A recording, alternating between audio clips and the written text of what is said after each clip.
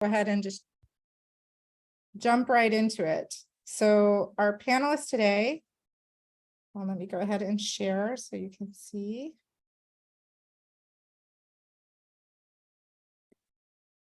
Our panelists today are Chris Purdy, who's the president of DKT International.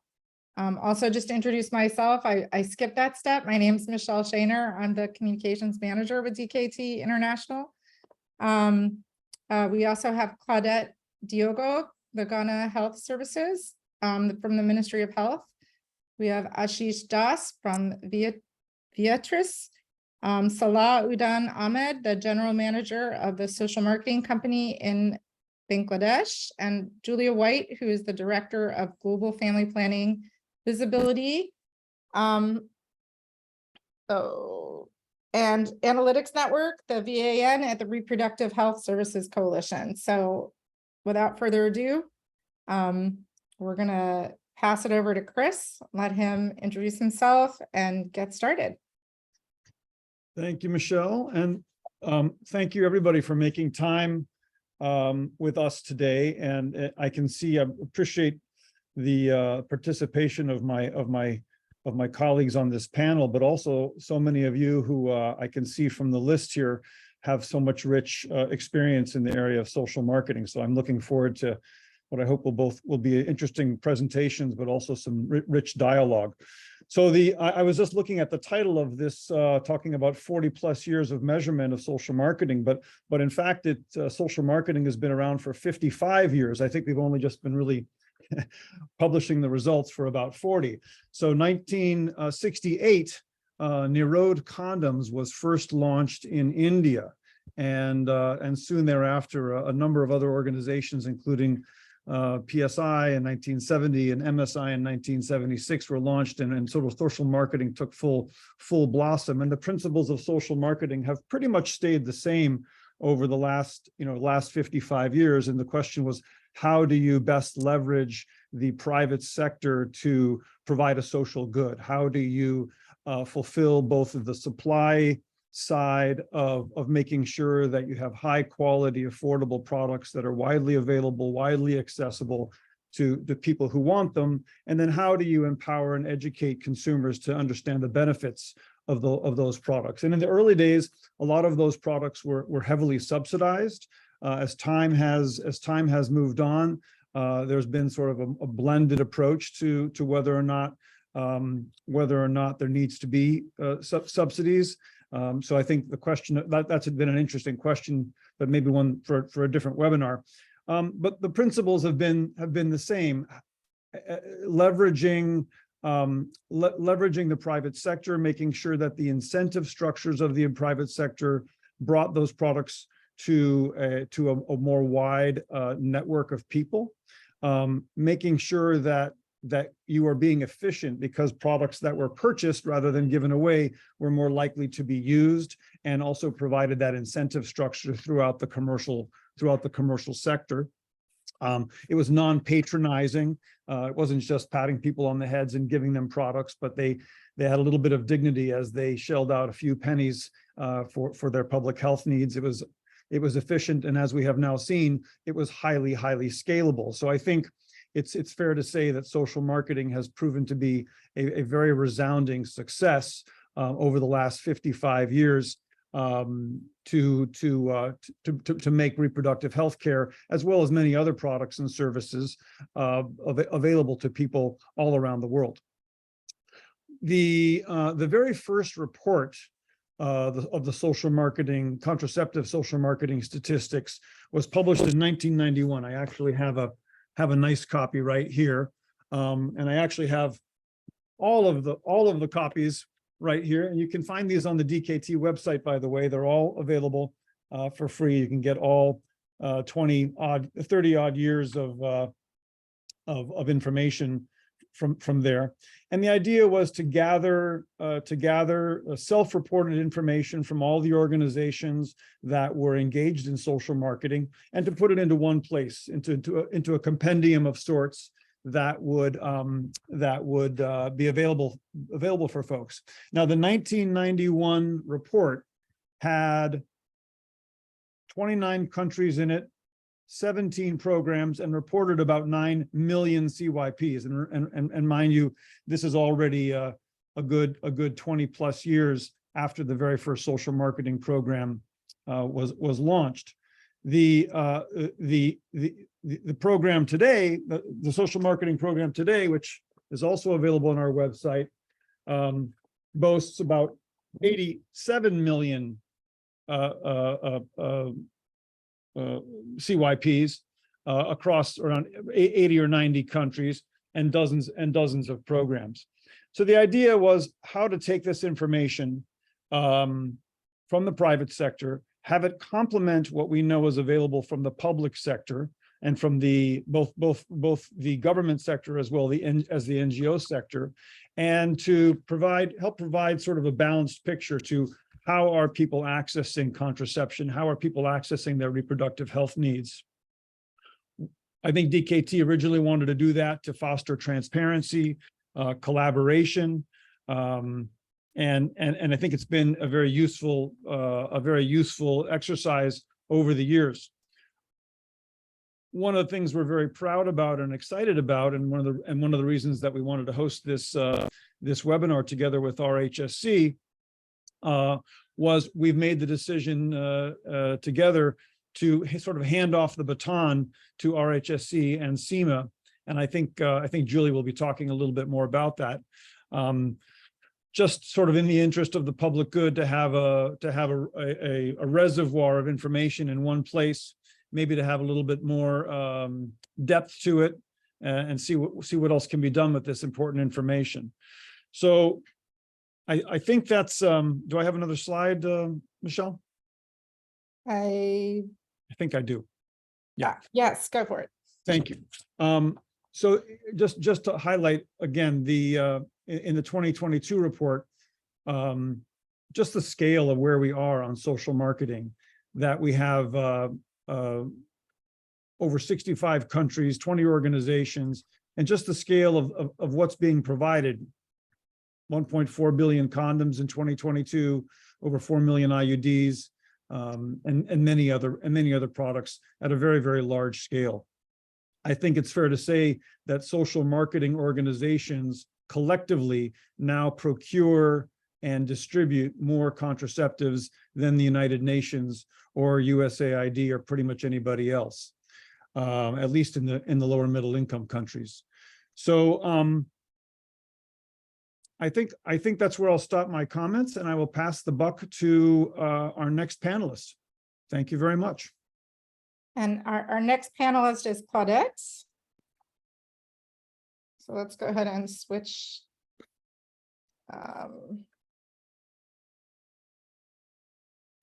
Okay.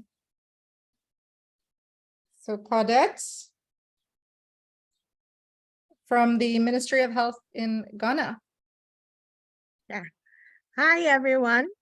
Yes, as Michelle introduced me, I am Claudette, and just so I don't lose any connectivity, I would prefer not to show my video at this point.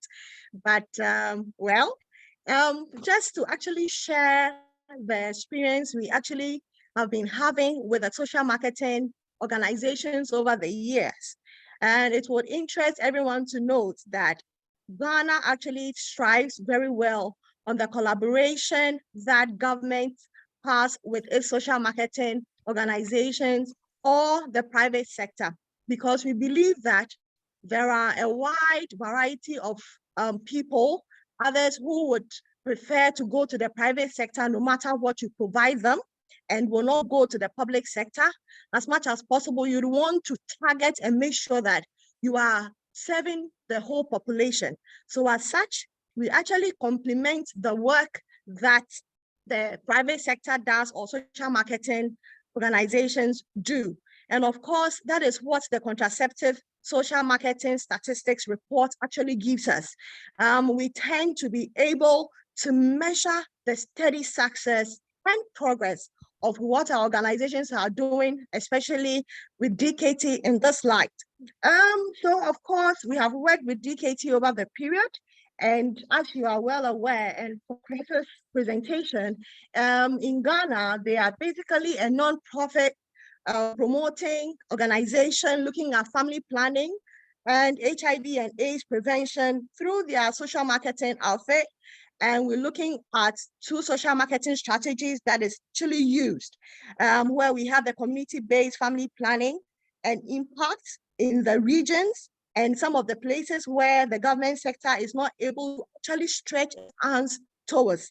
And for the social marketing strategy, it looks at distribution of the high quality affordable contraceptives to ensure some form of availability of commodities wherever they find themselves. And of course, brand building and making sure that there is a lot of mass media for demand generation. Because one very key thing that seems to be a challenge back here in Ghana is the myths and misconception that seems to be thriving in the communities, thus making a lot of challenges for people to actually access the service. So with the work we do with our social marketing organizations where they find themselves in the community, then they are able to make sure that they are carrying out the right information for the people to be able to access the right services whatsoever. And we always say that data is everything. I mean, how are we able to measure impact? Are we doing well?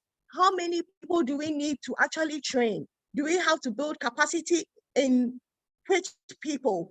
All these is what we are able to actually determine from the report that we receive. And as much as possible, we are able to measure and determine what the contraceptive prevalence rate is. Are we able to actually reduce any maternal mortality with all the work that we're doing?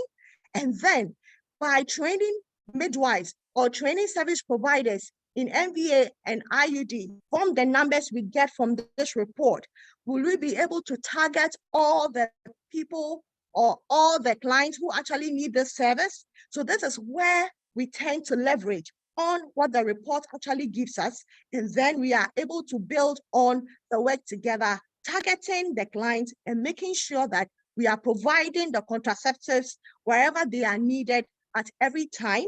And the last mile is not actually denied whatsoever in all that we're doing.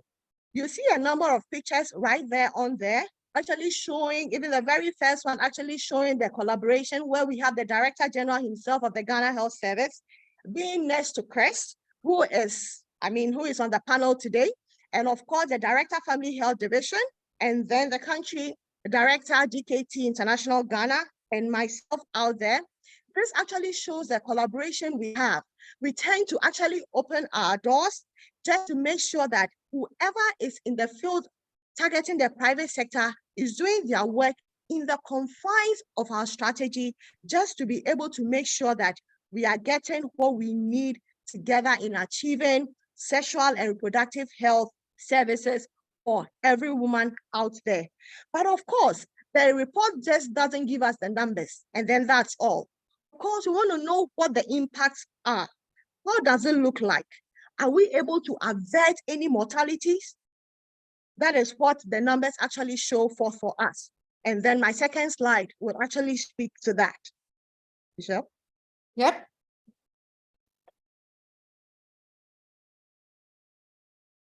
Yes, so with the report and as well as the impact analysis tool, we are able to see with a bird's eye what we are actually doing in terms of impact. Are we averting any form of pregnancies, unintended pregnancies at this point? Are we actually avoiding any form of maternal deaths? In 2022, comparing and using the reports from the contraceptive social marketing statistics and just opposing it with the health impact, we realized that the work that DKT International Ghana was doing was able to avert close to 150,000 unintended pregnancies. And as much as possible, maternal deaths were actually averted. And that's about close to 1,000 maternal deaths were averted. And of course, we actually averted some child deaths as well, with the numbers that we see on the screen. And unsafe abortions were also averted close to about 170,000. With this, we realized that we have evidence-based data to be able to work with and complement the work that government is actually doing. We cannot do it alone. Government cannot do it alone. The Ministry of Health cannot do it alone. We need the collaborative effect of all our social marketing organizations to really be on board. And as much as possible, we always say our interagency coordinating committee on contraceptive security is very vibrant. And of course, with that, we have DKT Ghana being really part of it. And of course, with our national quantification committee, we also have DKT Ghana on it. And you would know that our collaboration is that strong. And this is the way we thrive together as Ghana. We provide data, and data is able to give us evidence in the programming that we do in terms of sexual and reproductive health. Thank you, and over. Wonderful. That was amazing. So we're going to introduce now Ashish, who's our manufacturer representative for this discussion. And I'm going to stop sharing for a minute because I think that Ashish is just going to speak.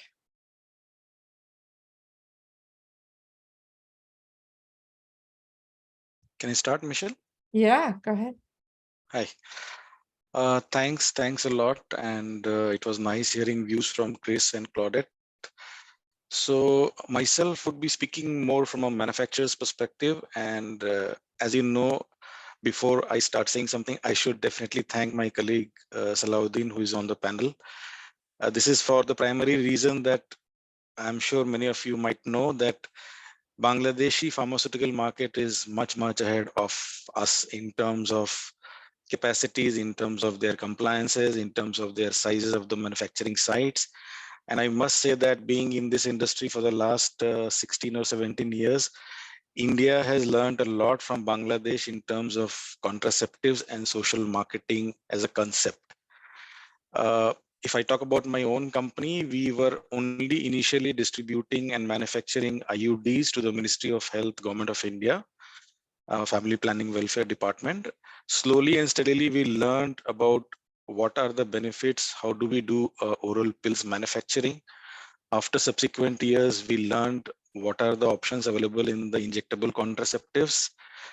At the time of IUDs, we were also doing some devices like what you use for the oncology. But later on, we had divested that product from our portfolio, and we thought that we will concentrate more and more and have a focused approach on this. Our ultimate dream is to have the products for a woman right from menarche to menopause. We are yet not there. It is still a couple of years away from there, but we are definitely happy that we have expanded our portfolio and geographical coverage over the last 15 years. So if the question asked to a manufacturer is, what are we learning from these contraceptive social statistics reports? I must say that, and everybody should agree on this panel or would agree on this panel, that contraceptive social marketing statistics report is the first report even before the RH interchange data, which we used to see regularly. I think this is the report which gave a lot of insight, country-wise, product mix-wise, method-wise, and why to use a particular product. So when we started distributing, manufacturing, and participating in the global tenders of ministries of health and the other donors, we realized that we needed to expand our portfolio. We were only there in IUDs and one pill, which was combined oral contraceptive. Later on, we had multiple variations of first and second generation pills. We increased our portfolio to 3-month injectables. Then we started doing our hormonal IUDs. We had our manufacturing sites in India also. I mean, there were 2 in India, 1 in Indonesia.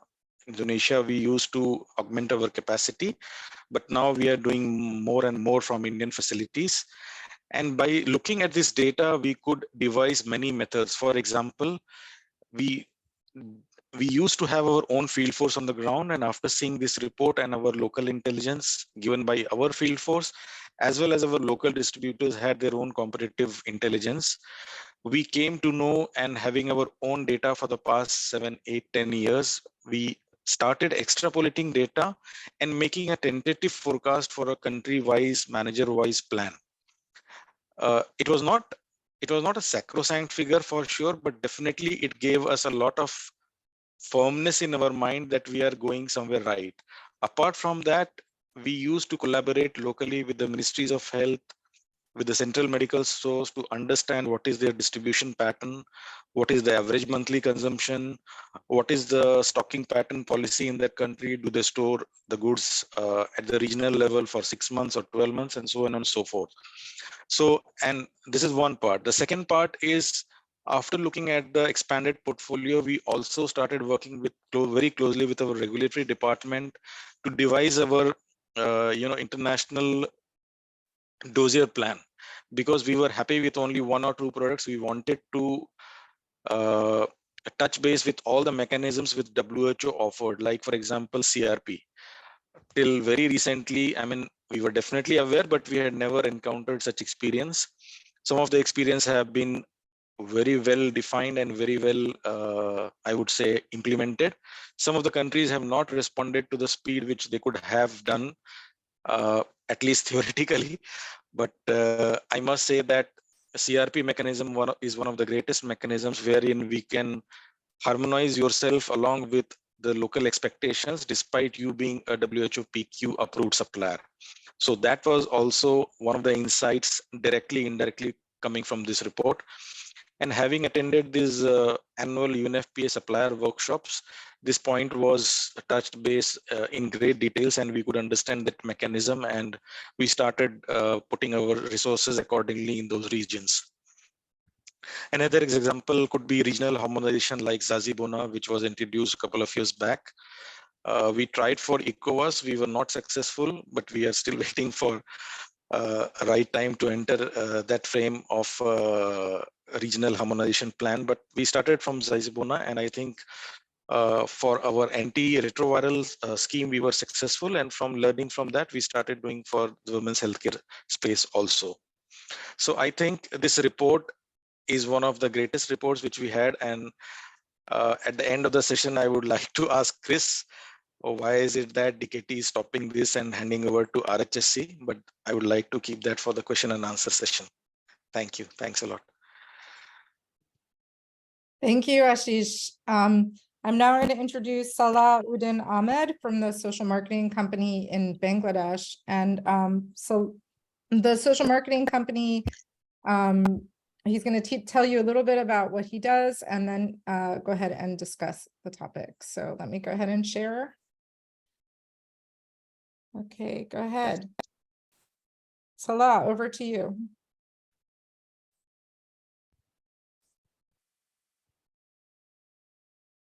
We can't hear you. You have to unmute. Sorry, I'm just giving thanks to all of the panelists and the audiences to have a nice moment in Dhaka is the evening.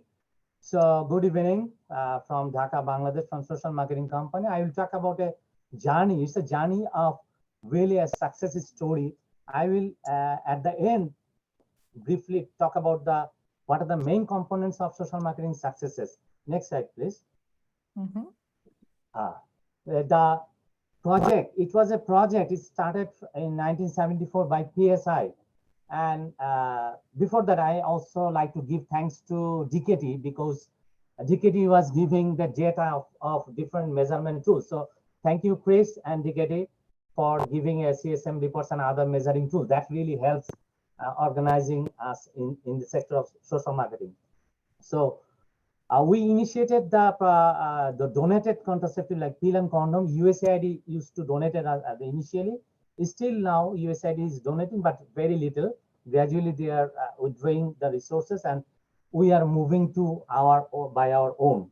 And in 1990 we formed a non-for-profit company, and the PSI is just gone.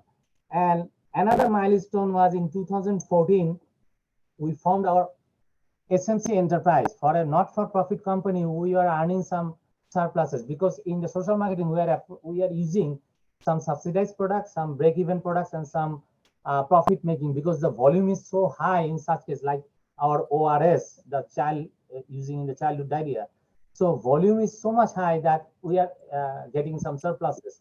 So that's why we make actually our subsidiary SMC Enterprise. So they the main goal is they are earning surplus money, and this has been plowed back to SMC, not-for-profit company, to address the social marketing, all the approaches like the training, capacity building, networking, demand generation, etc. Next slide, please. In the next slide, you will see some, it's just the journey, the major milestone. I will not talk about the detail about the milestone. It started from 74 until 2023. It's here, although it is 2022, I have not updated. But right now, we have crossed so many paths from donated product to now our SMC own production product. So we have also our manufacturing plant. I will talk about a little bit later on. Next slide, please. The main mission of SMC is the health and well-being of women, children, and families using social marketing products and services in partnership with the government, development partners, and private sector. Next slide, please. Yeah, these are the different product categories. Gradually, we are moving. We initiated only the 2 brands of pills, but now you can see there are 7 brands of condoms for different segments of population, lower segment up to higher segments. So this is a cross subsidy. The 9 brands of oral contraceptive, you can see we have child and maternal health nutrition products. We have nutrition from children up to the, we are also planning for the geriatric, but in between we have also pregnant and adolescent. I will talk about a little bit later on. And we have health and hygiene product like the sanitary napkin. In Bangladesh, the sanitary napkin was very low, but we actually really go for community mobilization program. It has been now a very popular brand. Our sanitary napkin in Bangladesh widely being used, the use being already been high. And we have reproductive health product. We have safe delivery kit, pregnancy test device. Although in the Bangladesh recent survey, the government won all the delivery should be the institution, but till today 61% at the institution level. So the rest of the delivery is in the home. So in the home, we are keeping options that at least you should use the clean delivery kit so that the delivery is at least safe and maternal mortality and child mortality can be prevented. But ultimately we want all the delivery should be in the institution and trained and skilled service delivery providers. And also we have some food and beverages. And please, next slide, please. We are using different, actually our geographical coverage, nationwide we have coverage. So we have our field forces and also we have our network providers. Always we promote that we have 5-star networks. Social marketing really builds on the branding. Branding is really a power. We see in Bangladesh, the network, we have also branded it, like the Blue Star is a huge, actually network providers. You can see 11,000 more than across the country. We have Green Star provider. I will talk about who are they. We have Pink Star, we have Rose Star, Gold Star, so many. And we have also coverage in the pharmacy and non-pharmacy through our sales forces and other program people. Next slide, please. Yeah, you can see the 5-star, the Pink Star. This is the OB/GYN specialist, gynae specialist. They are offering IUD implant.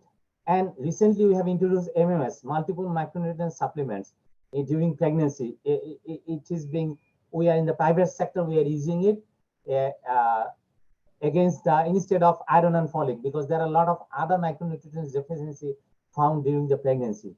We have Rose Star. This is a network of pediatricians. So we are promoting growth monitoring and promotion through them. So we have 200. We have just last year we have started.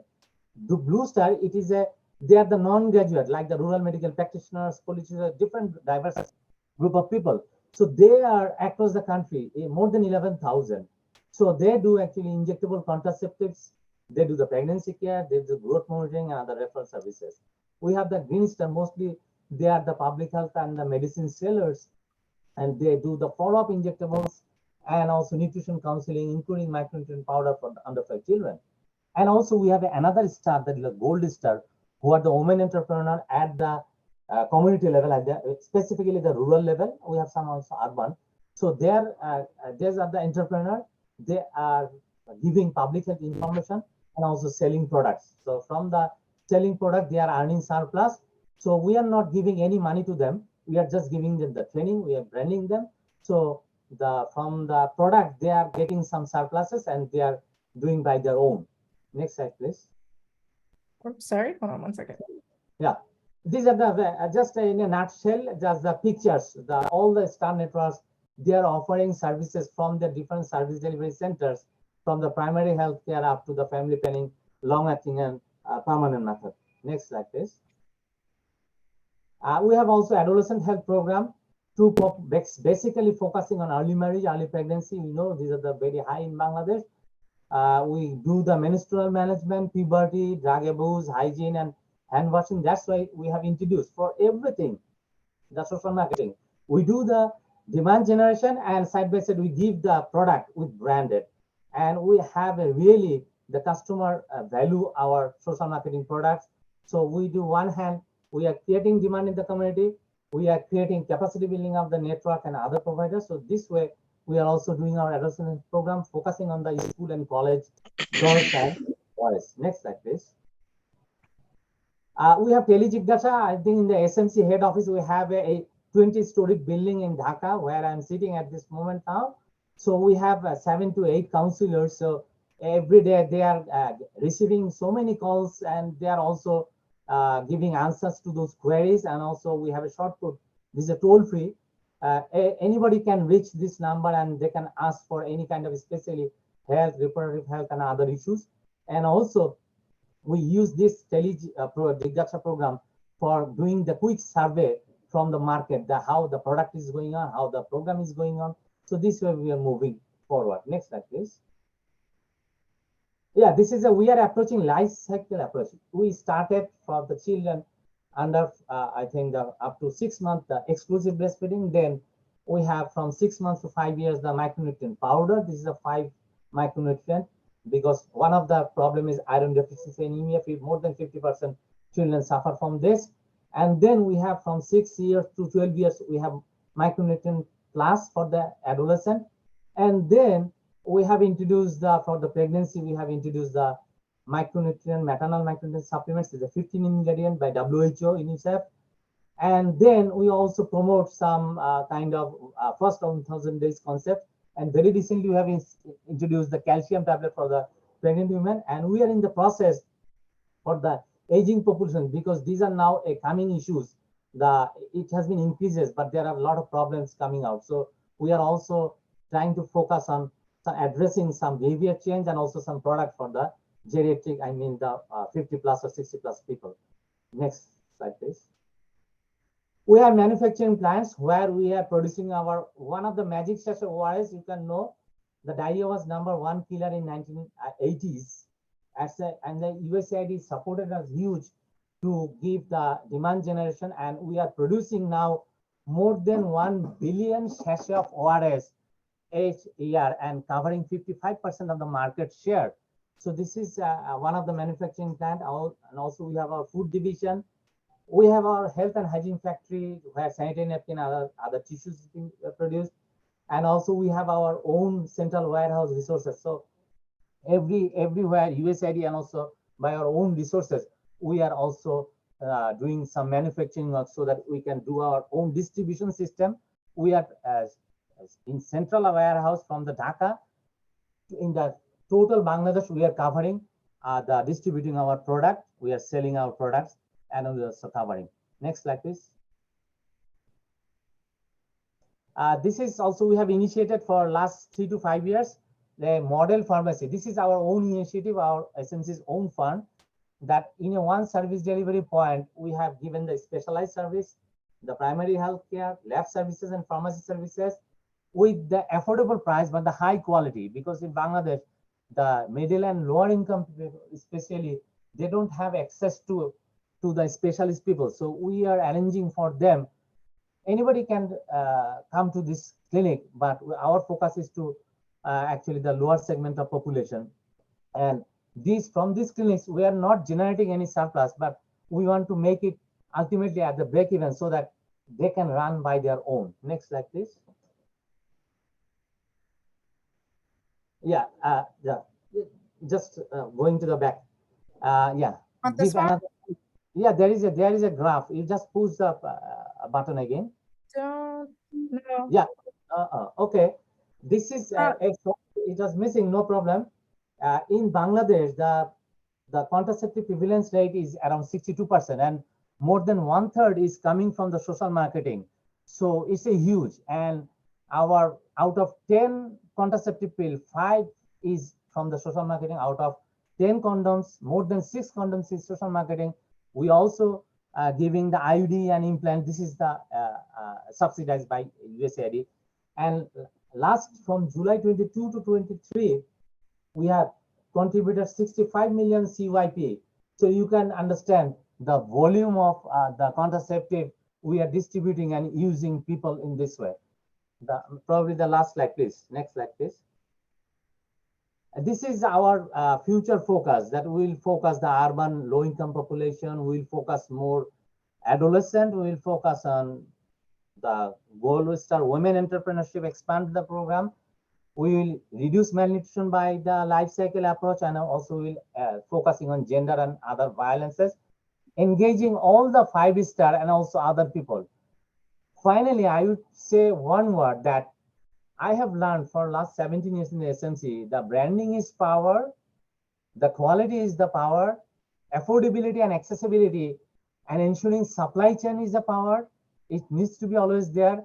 And also cross subsidy is another way of success of social marketing in Bangladesh. And always you have to create continuous demand generation and capacity building. And finally, we have a huge database at the central level. At any point of time, we can say the huge data, the sales data, and also the program performance, self-reporting by the provider. So these are the all successes. I will invite all the participants, please visit Bangladesh Social Marketing Company, and I can talk about the other all experiences. I cannot say, I think more than a lot of things I have missed, but 49 years story is really very tough within the 12 minutes. So thank you so much for your patience. Thank you so much. Bye. That is so impressive. I'm sure everybody is blown away. I'm totally blown away. Thank you so much.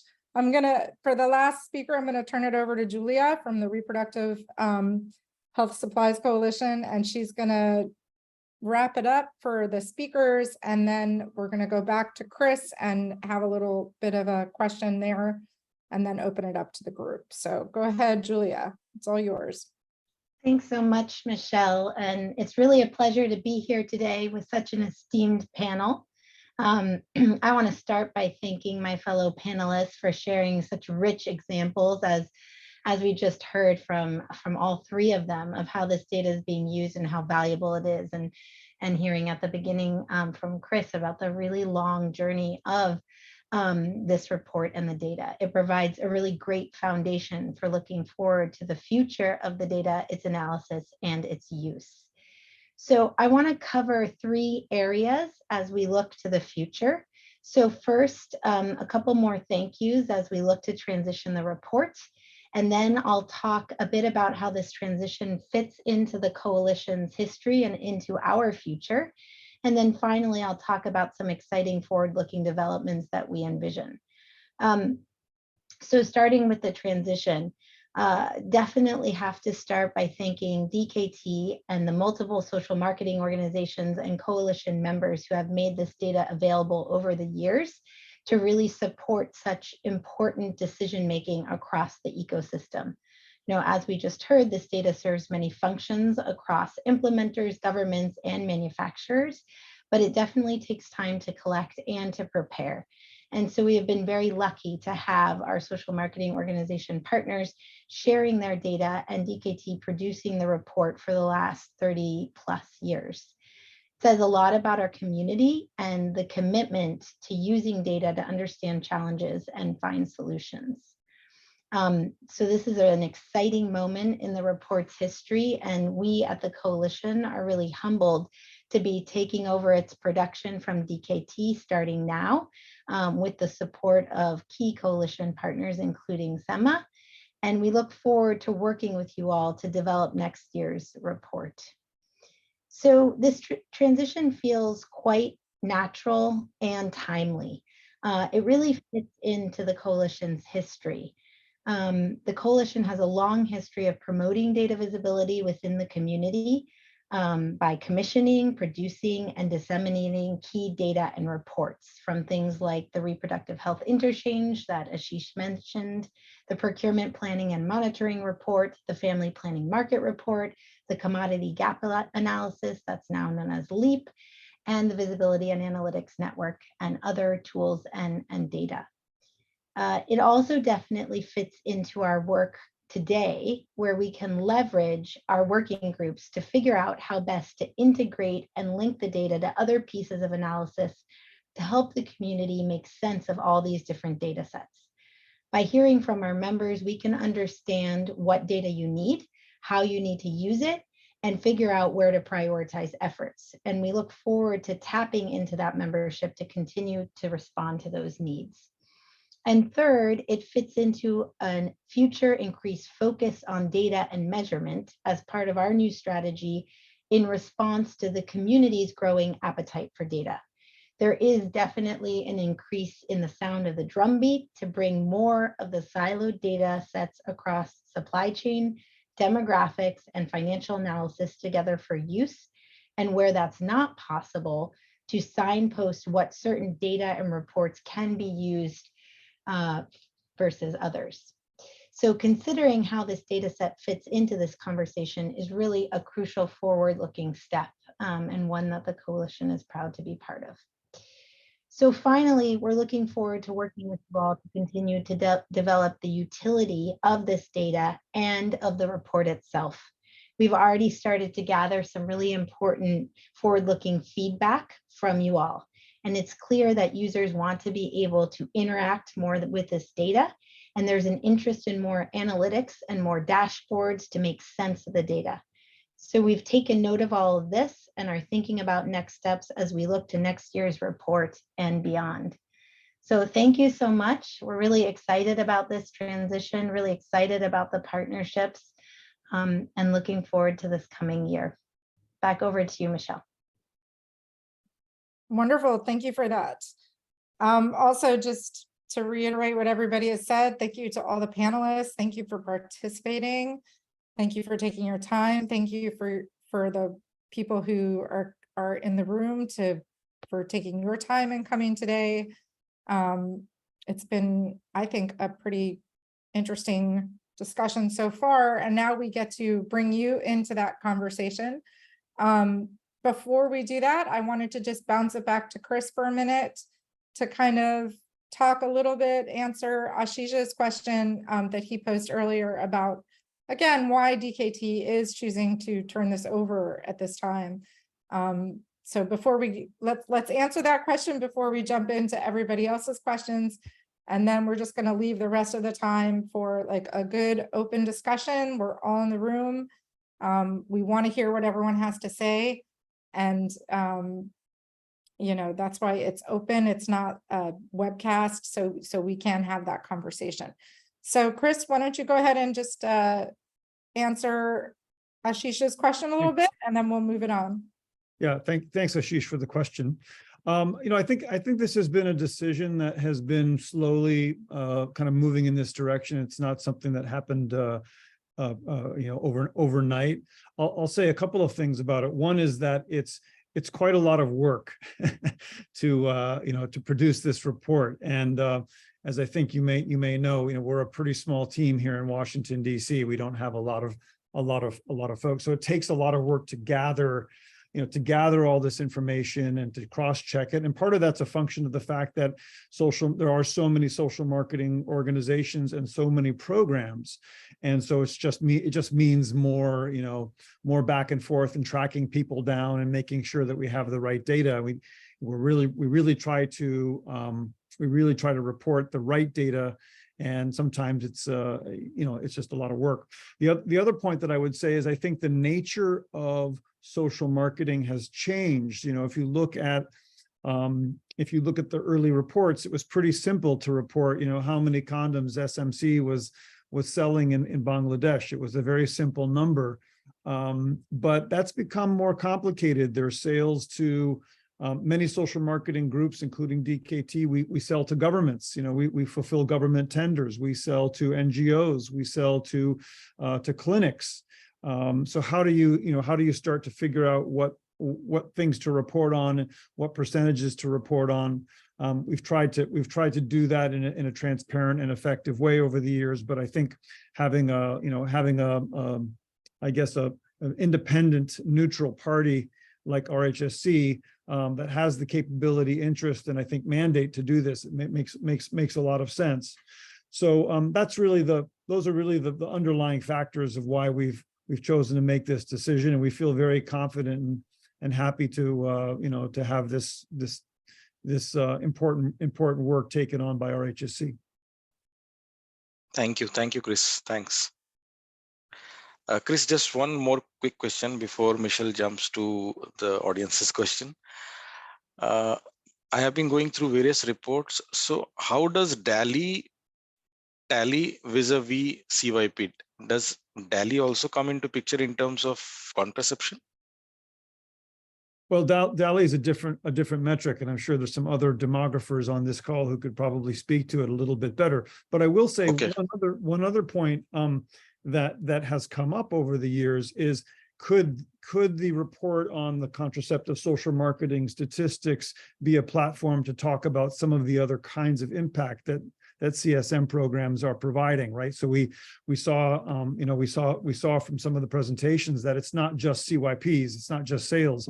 There's training going on. There are other kinds of impact in terms of equity that are happening. And so I think one of the things that RHSC will begin to look at is, can we start to flesh out a little bit, perhaps invite social marketing groups to add in some other kinds of metrics and include those.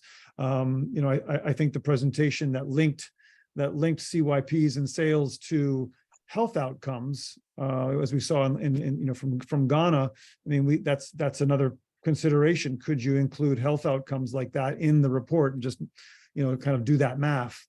It's extra work, but we'll see where things go. Thank you. Thanks a lot, Chris.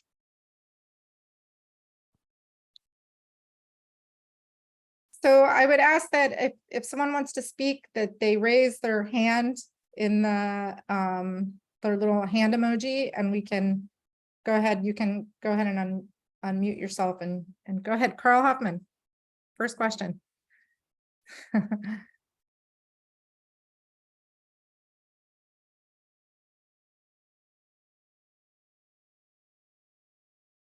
Carl, you're on mute.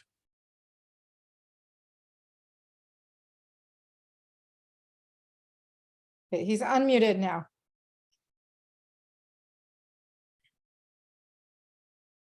Carl, you should be unmuted. Go for it. Can you hear me? Yep. There we go. Maybe you can even see me. No, my host won't let me.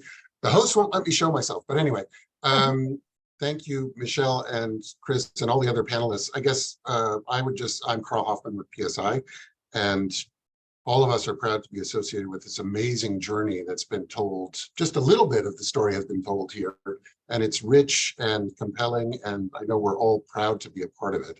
I think the decision to move the report into RHSC's hands is a wise one, for all the reasons that Chris cited. One, it's a lot of work to put it together, and I know DKT has borne that burden over the years.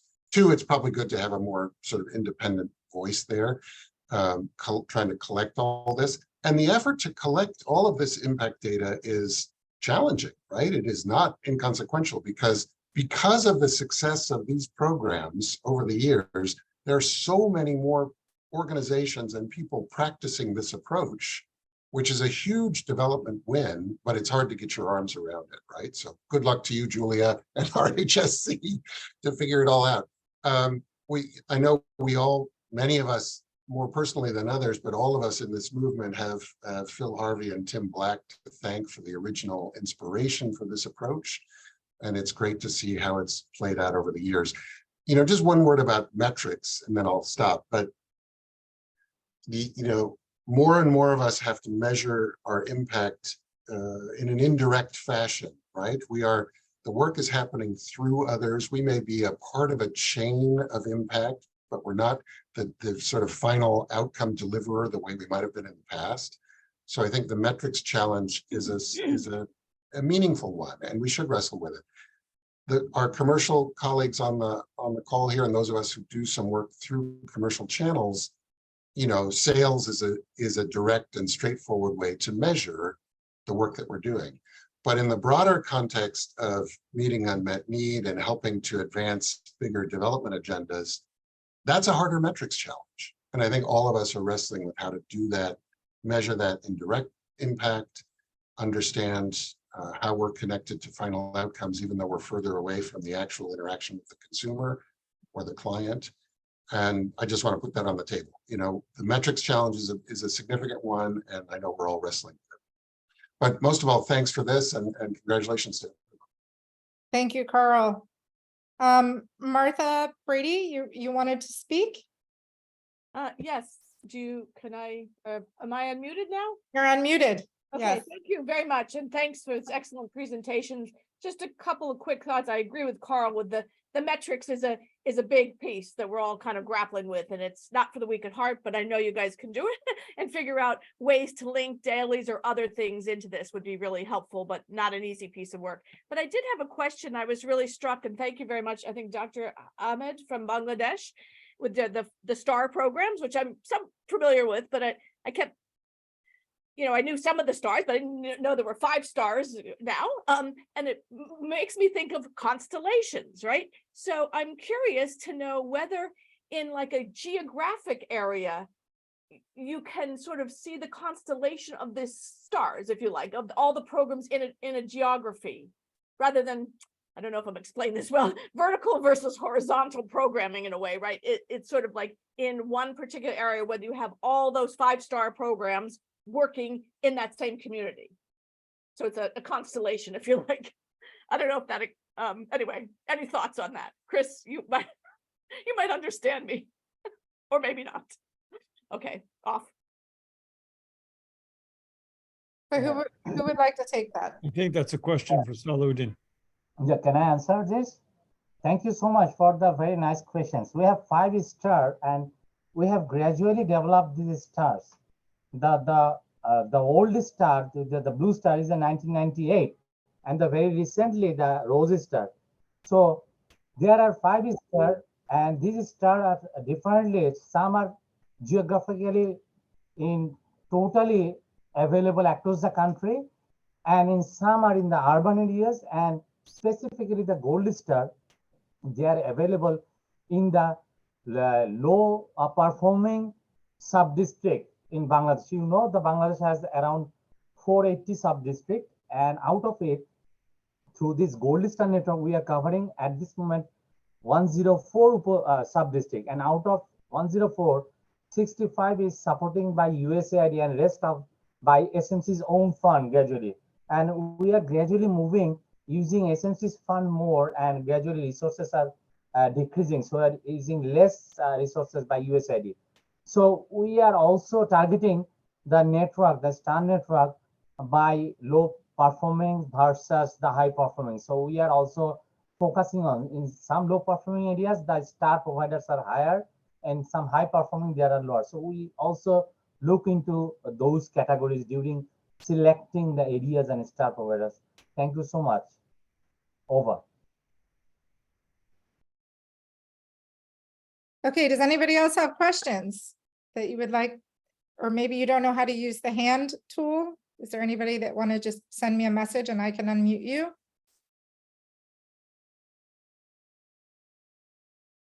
Are there any other questions? This is such a rich panel. There's a comment here from Holly at Helen Black Holly at MSI about linking metrics with health metrics with health outcomes with the CYPs, which I think would be very interesting. So Yeah. I think RHSC can, I'm sure, will reach out to them. That's much appreciated, Helen.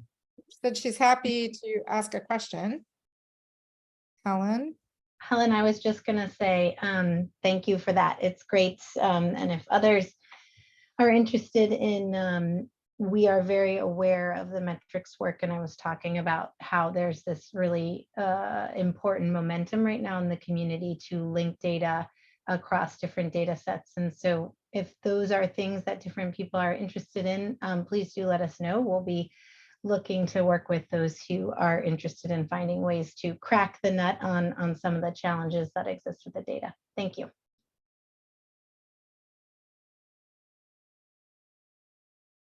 I saw, Helen, you wanted to speak, but I'm not seeing your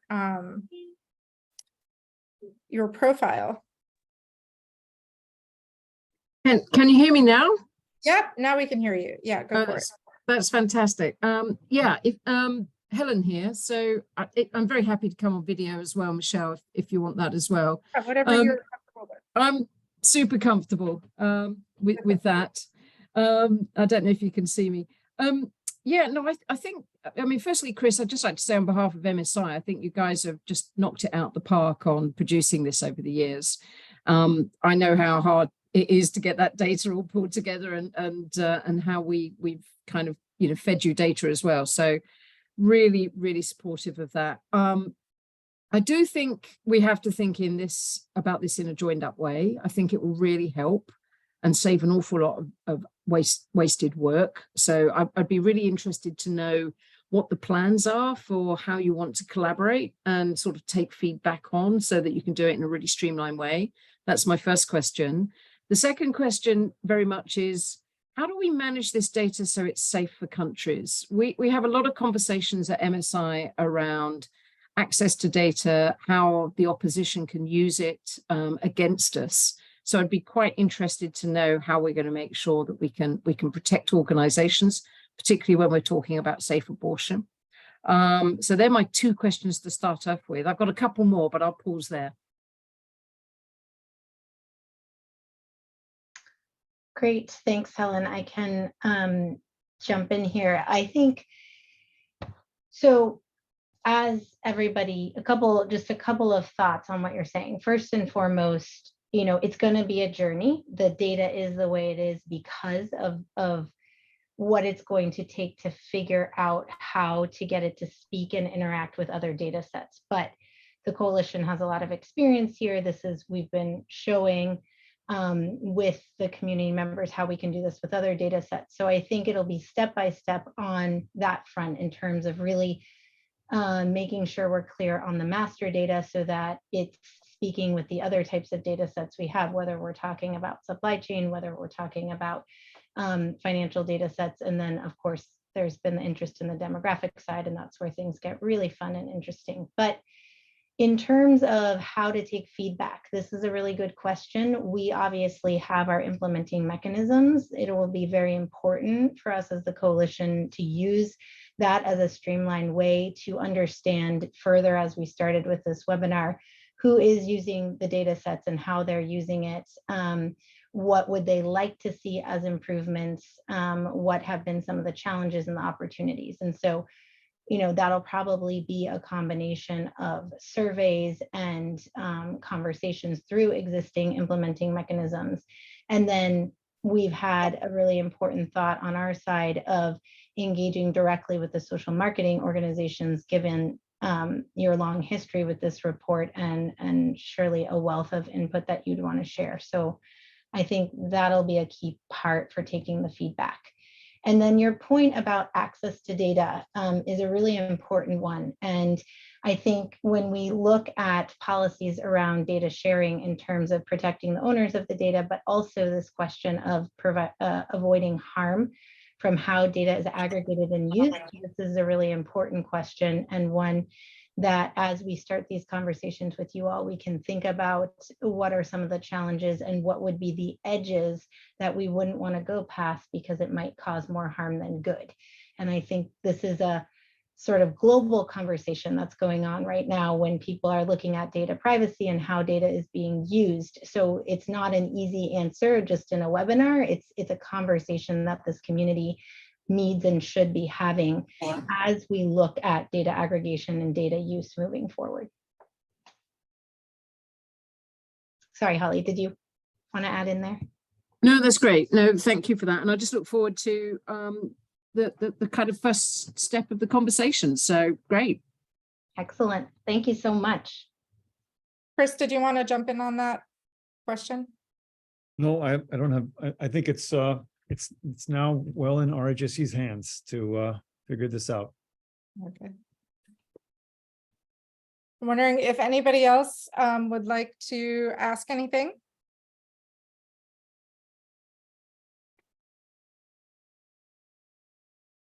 I saw some people jump on late. Just wondering if anyone had any questions for the group. I wanted to, before we finish, I wanted to just kind of ask everybody individually what kind of things you would like to see in the next version of this report. All of our panelists, if you wanted to comment for a minute on, you've talked about the things that you like, but like things that you would like to see expanded, if anybody had a comment about that. Can I respond, Michelle? Yeah, go for it. Yeah, actually, specifically the measurement tools, we already talked about it. Can we think about some simple measuring tools like, say for example, the DALIs? Many people do not understand. So can we do it in a simpler or find out some other way of matrices so that indirectly we can show some outcome or impact indicators related to social marketing products and services? Over.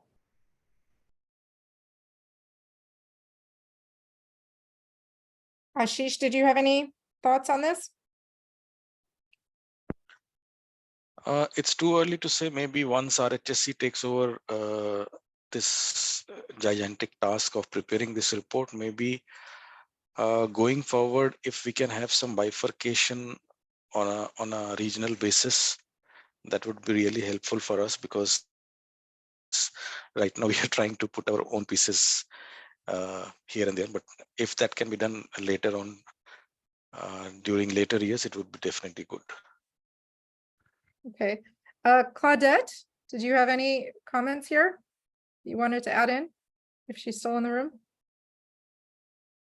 She may not still be in the room.